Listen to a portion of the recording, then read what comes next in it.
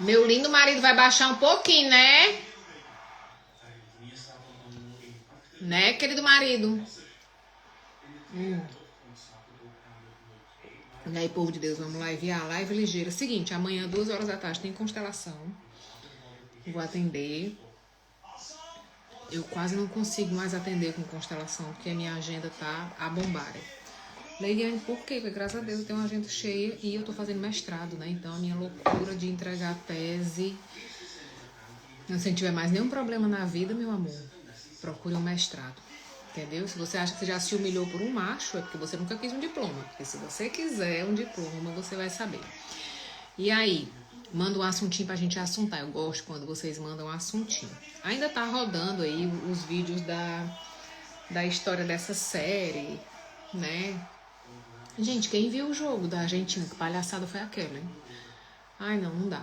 Sem paciência. Ó, deixa eu contar um segredo pra vocês. Eu fiz alguns posts a respeito da série do Uma Linda Mulher, principalmente nessa questão de que é espiritual e etc. Isso é uma questão que a gente trabalha muito no Brasil. No Brasil, a constelação foi vendida como espiritualidade, como uma coisa espiritual. E isso causou muito problema. Por quê? Porque nós temos um Estado laico e o processo terapêutico ele não pode ser vinculado a nenhuma religião, tá? Nenhuma, zero. Isso é muito complicado. Eu não posso praticar psicologia cristã, psicologia espírita, psicologia não sei o que. Eu preciso praticar psicologia, certo? O processo terapêutico ele precisa ser neutro. Eu não posso depender, eu não posso utilizar a fé e a crença de ninguém como processo ou acessório de melhoria. Isso é da particularidade individual de cada um, tá certo? Cada um tem direito à sua crença. Então, me chateia muito quando alguém vem de novo bater nessa tecla, porque a gente precisa de novo, né, recomeçar. Recomeçar e recomeçar e recomeçar. Eu não acho ruim nenhum movimento contra a constelação, eu acho ótimo, porque eu acho que limpa, faz uma limpeza, sabe? Limpa o joio do trigo. Os que são bons continuam sendo bons e os que são ruins caem. Só isso que acontece, só isso. Tenho zero preocupação com isso, zero preocupação com isso. Estou aqui montando material, a gente atualizou a apostila. Isso aqui é um dos livros que vai na apostila. Imagens do Bem e do Mal, do Martin Buber. Esse livro desse tamanho aqui, ó, para você ler, se prepare. Porque o Buber, cada frase você volta 2, 3 vezes para poder entender. Todo embasamento é filosófico, gente. Então o Buber ele vai falar questões de como o mal ele se disfarça. Como o mal nas nossas relações, ele se disfarça. Ele se disfarça de disciplina, ele se disfarça de cuidado, ele se disfarça de aprendizagem, tá certo? Ele se disfarça de vários modos. O quanto o mal tem esse poder, né, de se disfarçar no meio das relações. Pessoas vão me falar de semanais de constelação espiritual, mas... mulher, deixa elas estão felizes, né? Deixa elas. Todo dia o otário esperto sai de casa, tu sabe que só um deles se dá bem, né? Só um deles se dá bem. Você fazer uma constelação semanal, gente, é muito pesado. Por quê? Porque a constelação, qualquer terapia, certo? Psicodrama, para quem mora em São Paulo, tem psicodrama gratuito todo domingo, eu acho, no Centro Cultural ali na 23 de abril, tá? Aquele em frente ao monumento dos japoneses e tal, da Tomi Otaki. Muito bacana, muito bom mesmo, gratuito, tá? Gratuito. Toda terapia vivencial, ela é muito intensa. Sabe quando você vai para esses cursos de coaching, que você passa 3 dias numa imersão e etc? Isso tudo é muito intenso, isso é muito... Porque o nosso corpo, a gente precisa... A Gestalt vai falar muito isso, né? O nosso corpo, ele tem todas as memórias da nossa vida. Eu não sei quantas injeções na vida eu tomei, mas o meu corpo sabe.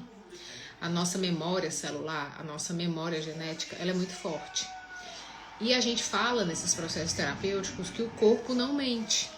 Sabe quando tem aquele meme que a pessoa diz assim, nossa, a boca eu até controlo, mas a cara... Pois é, a gente não consegue controlar o corpo. O corpo fala.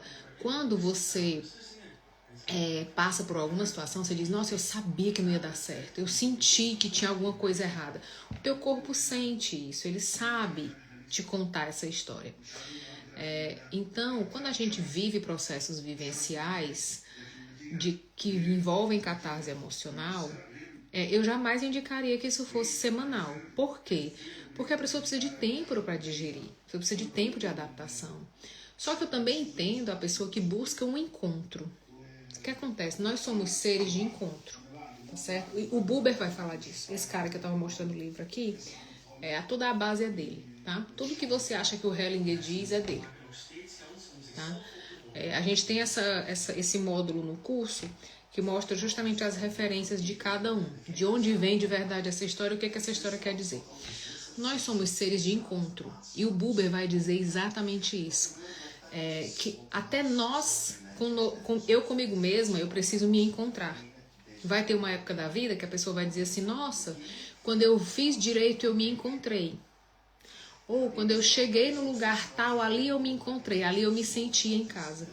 Então a vida, ela é um episódio de encontros. A vida, ela é um acúmulo de encontros significativos. E mesmo para eu me encontrar, eu comigo mesma vai acontecer o encontro. E às vezes a gente demora 20, 30, 40, 50 anos para se encontrar, e às vezes a gente nunca se encontra. Às vezes a gente tem a sorte de se encontrar muito cedo, né? Eu, no meu relato, eu falo isso. Quando eu entrei para psicologia, eu me encontrei. Eu fiz 7 faculdades. Eu não fiz uma, eu fiz 7. Tá certo? Tinha o que fazer, eu tinha tempo para estudar e mãe para me bancar. Quando eu cheguei na psicologia, eu falei, isso, esquece. Zero game. Eu fiz psicologia em Portugal, fiz no Brasil. Quando eu cheguei, eu falei, cara, é isso. Eu fiz direito, larguei. Fiz administração, larguei. Sabe, fiz um monte de faculdade, larguei. Então, quando eu cheguei na psicologia, eu falei, cara, daqui eu não saio mais. Daqui eu não saio mais. E eu amo estudar isso até hoje. E me dedico a isso até hoje. A estudar terapia, a estudar processo terapêutico. Eu aprendi alemão para poder estudar os livros. Aprendi espanhol para poder também estudar livros que só tinham em espanhol. A gente quer a gente é antes do ChatGPT, né? A gente é antes da Deep Web. Então, esse encontro, a pessoa que busca uma constelação toda semana, ela busca um encontro, ela busca se encontrar com algo que vai acalmar nela uma dor, que vai acalmar nela um sintoma, que vai acalmar nela uma angústia. E esse encontro pode ser um olhar, pode ser um abraço, pode ser uma conversa, podem ser várias camadas. E o Buber vai falar isso, né? A vida acontece... Não, o Buber vai falar que a vida acontece no entre, o Maturana vai falar que a vida acontece no encontro. Somente quando eu encontro você é que existe um olhar diferenciado. Somente quando eu encontro com você, ou quando eu encontro com aquele lugar, eu sinto uma paz diferente. Então, quando a pessoa está o tempo todo buscando 1 milhão de processos terapêuticos, ela está buscando esse encontro que nenhum entregou para ela ainda, até agora, tá certo? Eu tô tão descabelada, gente. O que foi? Eu vim de bug, vim de moto, o que foi que aconteceu? Que aqui tá tanto calor que você passa o dia de cabelo preso, fica descabelado. Toda vez eu lembro e dou risada sozinha. A primeira constelação que eu fiz foi presencial e me foi vendida a ideia que era só fazer e estava tudo resolvido. Fui pesquisar melhor para entender. Como você diz, né? O que foi vendido. As pessoas vendem muito esse milagre e eu vou te contar um segredo. A criança, ela tem uma fantasia muito alta. Sabe quando a gente é criança que diz, eu sou a Frozen, eu sou o Superman, né? A gente cria, existe um fenômeno chamado confabulação, né? Que é o juntar a fábula com a verdade. E a criança tem esse fenômeno, ela busca a fantasia, ela busca o espetáculo. O Siegfried vai utilizar até a Bíblia para falar sobre isso, quando Jesus vai curar o cego, né? E o cara diz, mas não vai abrir o céu, descer um anjo, acender uma luz. Ele diz, homem, lave os olhos com lama, deixe de zoada. Então, a criança busca muito essa fantasia. E o adulto criança é a pessoa que joga dinheiro na mesa toda hora. O adulto criança, ele quer toda hora um circo, uma euforia, ele quer uma crise de euforia, ele quer uma crise de contato, ele quer um pico de adrenalina, ele quer, sabe, ele quer uma explosão. Por isso que ele vai, a indústria do entretenimento vive disso, né? Por isso que ele vai, né, viver aquilo. Isso vende. Como eu falei pra você, o adulto criança, ele bota muito dinheiro na mesa de uma forma muito fácil. Tá certo? Eu não trabalho com essa galera. O adulto criança, ele não suporta ficar comigo muito tempo. Ele me odeia. Ele me esculhamba na internet. Eu adoro. Por quê? Porque eu não tenho colo para dar para ele. Então ele odeia quando ele encontra com alguém que não cai na conversa dele. Porque o adulto criança, a criança ela é muito sedutora. Né? Se entrar uma criança na sala, todos nós começamos a falar como criança, nós começamos a querer agradar essa criança. Ela vira o centro, né, das atenções, ela vira o centro da comunicação, ela domina o ambiente. Então a criança tem esse poder. O adulto criança, ele não consegue renunciar a esse poder, ele não consegue negociar e ser mais um na sala. Ele quer o tempo todo a atenção e o centro. E aí ele tem várias estratégias. Quando ele chega para mim, as estratégias dele caem. Eu não caio na conversa dele. Ele fica louco. Ele me odeia. Ele diz que eu sou insensível. Ele diz que eu sou isso. Por quê? Porque eu não transformei ele no centro. Eu não cedi à atração dele de ser o centro. Aí ele enlouquece, porque ele não sabe lidar com isso. Porque se ele é criança, ele não desenvolveu a frustração, nem a negociação. Então ele se frustra, e quando ele se frustra, ele não consegue se reorganizar, ele enlouquece. E aí a resposta da dor é a raiva, ele vai me atacar. Então eu amo, eu adoro, adoro. Quanto mais me esculhando, mais eu acho bom, mais eu acho bonito. Por quê? Porque você não está falando de mim, você está falando de você. Você está falando da sua inabilidade de frustração. Quanto mais você fala mal de mim na internet, comigo na internet, mais você se denuncia. Você não está falando comigo, você está falando de você, de como você reage quando alguém te contraria, quando alguém não é o que você queria que essa pessoa fosse, quando alguém não é o teu cachorrinho que você manda calar e ele cala, que você manda sentar e ele senta. Quando você tem que lidar com pessoas que têm opinião, que têm vontade, você enlouquece. E aí eu acho lindo, eu adoro. É material para eu dar aula. Aí eu faço print dos comentários, jogo na aula de comunicação, jogo na aula de processo terapêutico, porque isso é uma das fases do processo terapêutico, a sedução do cliente. O cliente vai me seduzir para eu ter raiva da mãe dele. Ó, vou contar um segredo para ti. Já falou mal da tua mãe hoje? Um dos movimentos principais que eu trabalho com as pessoas, eu espero ela falar mal de alguém. Adoro quem fala mal da mãe. E aí a pessoa vem e fala. Você não sabe a minha mãe porque isso, que quando eu tinha... E agora você não sabe o que ela fez. E a última coisa que ela fez, ela vai aumentando o problema, né? Pra eu ficar com raiva da mãe. Aí quando ela termina, eu digo, você terminou? Ela disse, não, eu tenho mais coisa, mas né? Eu digo, ok. Então faça o seguinte, respira e diga assim, mamãe, mais uma vez, eu não perdi a oportunidade. Mais uma vez eu falei mal de você na primeira oportunidade. Diga pra ela, mamãe, muito obrigada. Você me deu a vida, você me criou, você me deu comida, casa, me ensinou a andar e a falar. E em troca, eu falo mal de você em todos os lugares que eu chego. Eu não abro mão de dizer para as pessoas quem você é. Nossa, Leiliane, mas não é assim. Diga o quê? Não. Ah, mas que a minha mãe, você não... A sua mãe pode ter sido o Satanás em pessoa. Nem toda mãe é boa, certo? Eu, por exemplo, fui uma péssima mãe para minha primeira filha. Péssima. Eu era uma adolescente de 15 anos. A sua mãe pode ter sido o Satanás. Uma injeção na coluna ela levou para lhe parir. Ou ela se espremeu muito para lhe parir, nega. Viu? Ela se espremeu muito para lhe parir. Ela fez renúncias. A gente sabe que a maternidade é pesada. A gente sabe, né? Então, com certeza a sua mãe errou. A minha também. E eu também, como mãe, errei muito. Só quando a gente cresce, a gente começa a dar lugar para essa pessoa. De dizer, cara, a vida não é tão fácil. Não é tão fácil assim ser mãe. Não dá para eu cumprir as expectativas dos meus filhos. A minha filha mais velha, ela tem quase 30 anos, né? Ela diz, mamãe, depois que a Lori nasceu, o mundo é cor-de-rosa. No meu tempo, haja porrada. Eu digo, exatamente. No seu tempo, eu era uma adolescente. Eu não sabia cuidar nem de mim, que sabe, de uma criança. E as pessoas acharam que isso ia dar certo. Quando eu tive a Lori, eu tinha 30 anos. Eu era outra pessoa. Totalmente diferente, com muito mais paciência, com muito mais maturidade, com muito mais estrutura. Então, realmente, minha filha, eu errei muito com você, muito. Errei muito. Mas dentro de cada um desses erros tem a minha juventude que eu perdi. Tem as faculdades que eu abandonei, porque eu não podia pagar para comprar o seu remédio. Tem as escolas que eu me prejudiquei por não conseguir concluir os estudos. Tem tudo. Tem todo o preço que eu paguei para você estar aqui, tá certo? Mas a minha mãe, ela não queria que eu nascesse. Meu amor, se você nasceu, eu lhe garanto, foi porque ela quis. Porque R$50 do Citotec a gente arruma, viu? Em qualquer lugar. Quando eu engravidei da minha filha, Meu Deus, tanta gente me ofereceu remédio para abortar. Não precisa nem comprar, tem sempre um amigo para lhe dar, viu? Não se aperrei não. Então começa a organizar o teu Paranauê pra tua mãe, viu? Manda aí um assuntinho pra gente assuntar, que ela pode ter sido Satanás, mas ela aguentou um bocado de coisa. Mulher, minha mãe errou muito comigo. Mas tu sabe o que aconteceu? Ela teve coragem de me deixar viva, porque eu não sei se eu tinha paciência. Eu não sou gente com mais de 40 anos, tu imagina eu adolescente. Eu teenager. Eu no meu dia mais tranquilo taquei fogo na casa. Pensa numa criança boa.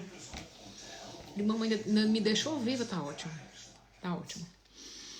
Ó, contar um babado pra vocês. Amanhã tem constelação às 2 da tarde. O link tá nos stories. Eu só vou fazer esse atendimento. Talvez eu abra vaga pra fazer uma constelação às 4 da tarde. Mas talvez, porque pra mim é 9 da noite. Aqui. Tô com 5 horas de diferença pro Brasil agora. Se você chegou aqui faz pouco tempo, saiba que para você aguentar este perfil, você tem que ter estômago. Por quê? Porque eu não vendi a alma pro tigrinho que me pagava 15 mil por semana, eu vou vender pra gente que disse que vai parar de me seguir? Oh. Ah, bom, capaz. Ah, é porque eu vou parar de seguir você. Não era nem pra ter começado. Não era, se você não tem estômago, não era nem pra ter começado. Porque, pensa que eu não tô pra isso, tá certo? Agora, se você tiver estômago, eu dou muito conteúdo gratuito aqui. Eu dou muito conteúdo de comunicação, de constelação, de gestão, de construção de fala, o idioma das dores, tá certo? Se você tiver estômago e maturidade para lidar com alguém que não diz o que você quer ouvir, você vai conseguir aprender muita coisa nesse perfil. De forma gratuita, de forma paga, do que você quiser. Dia 15 agora de julho, acho que é segunda-feira, né? 15 ou terça, a gente vai começar a turma do Além de Bert, a nova turma do Além de Bert. Essa turma vem diferente das anteriores, porque a gente acrescentou conteúdo e a gente vai ter um bônus que é o Constela Pipoca Constela, sei lá, Pipoca Constela, que é, nós temos constelações gravadas, que foram de comum acordo com as pessoas que vieram, e nós vamos assistir essa constelação minuto a minuto juntos, assim, sentado, pipoquinha, vamos ser felizes. Vamos assistir toda e voltar e fazer os comentários, fazer as perguntas, e por que essa frase entrou aqui, por que terminou aqui, por que parou aqui, por que eu tirei esse representante, por que eu coloquei aquele. Vamos fazer step by step. Por quê? Porque ou você tem oportunidade de perguntar ou não vale a pena. Não vale a pena. Vai estar no YouTube. O que vai fazer diferença na sua vida é você ter a oportunidade de conviver com a experiência de alguém, tá? Eu sou muito fã do ensino online. Eu sou professora, sou mestre de educação, dou aula online, assisto muita aula online, passo o dia assistindo aula. Sou muito fã do ensino online. Sei que tem muito lixo. Eu mesma, esse ano, já comprei uns 3, 4 mil reais de lixo. De comprar curso que não tem nada no pé nem cabeça. Então, hoje em dia, eu passo o rádio para alguns amigos e pergunto, gente, isso aqui, se alguém já comprou, serve? Porque tá desse jeito o mercado. Mas eu acredito muito que a gente pode melhorar muito. Eu fiz especialização, fiz um monte de coisa online que mudou muito a minha vida. Tive a oportunidade de conviver com muitas pessoas, não só do Brasil, mas do mundo inteiro. Eu fiz capacitação na Espanha porque era online. Fiz capacitação na Alemanha também porque era online. Então, eu acho que o mercado online ele só cresce. Principalmente para quem é mulher, mãe como eu. Tô aqui, são 11h30 da noite para mim. Então, eu tava aqui até agora revisando o material. Por quê? Porque eu posso botar meu fone de ouvido e viver a vida. E seguir estudando, né? Para quem é mãe, para quem é mulher, eu acho que faz muita diferença. E uma coisa que eu bato muito, gente, eu tenho ódio de quem faz aula mal feita. Porque você tirar meia hora de uma mãe é muita sacanagem. Eu comprei uma mentoria de uma coleguinha. Eu comprei uma mentoria de code, né, de programação, e a coleguinha passou 1h40 fazendo pitch de vendas e mostrando depoimento. Eu quis matar ela. 1h40 da minha vida, meu amor, eu sou mãe, eu tenho 2 filhos. A gente precisa ter compromisso com a educação, a gente precisa ter compromisso com a vida dos outros, é muita sacanagem. Não adianta só você estudar, não adianta só você ser bom, não adianta só você decorar um monte de teoria. Teoria todo mundo tem. A inteligência artificial já tá aí. A gente precisa ter humanidade na aprendizagem. A aprendizagem, ela fala de humanidade. Vou contar um segredo para vocês. Montar uma aula é um processo muito complexo, porque cada um aprende de um jeito. Não existe jeito certo de aprender, não existe jeito errado de ensinar. Existem possibilidades. Tem gente que aprende por espelhamento. Sabe aquela pessoa que vê uma coisa e já aprende a fazer? Ela aprende por espelhamento. Tem gente que aprende por acompanhamento, ela precisa estar sendo acompanhada. Tem gente que aprende por sequência de instruções, é aquela pessoa que não pode ver um manual de instrução que ela ama. Ela aprende por sequência de instruções. Tem gente que vai somando, eu aprendo pela sequência de instruções e pelo acompanhamento. Tem gente que aprende pela experiência, eu preciso tocar, experienciar o que eu estou aprendendo para poder aprender. Tem gente que só aprende se tiver a conclusão anterior, ou seja, se eu ver pronto, aí eu aprendo como é que faz. Então, tudo isso tá na questão da aprendizagem. Então, tudo isso, eu vou dar uma aula de constelação, não é fácil, é dificílimo, porque eu tenho que envolver todos esses processos. Todos esses processos, eu não quero beber mais não, eu vou dormir. Precisa estar tudo lá. Por isso que as aulas que a gente compra na internet estão tão ruins, tá? Porque as pessoas estão despreparadas. Eu sou mentora, eu tenho mais de 10.000 horas de não sei o que, tá? E você consegue passar para mim o que você aprendeu nessas 10.000 horas? O creme de la creme dessas 10.000 horas? Que se você não conseguir, fica só para você, tá? Fica só para você e você vai ser um ótimo palestrante, mas eu não vou aprender nada com o que você fez, tá? Eu vou me embora, que vai dar meia-noite. Vocês mandam um assuntinho pra gente assuntar. Eu gosto de assuntinho, eu gosto quando vocês contam um assuntinho pra gente assuntar. Live não é palestra. Live é uma coisa viva. Vocês mandam um assuntinho, a gente assunta. Vocês mandam um assuntinho, a gente assunta. Beleza? Cheiro.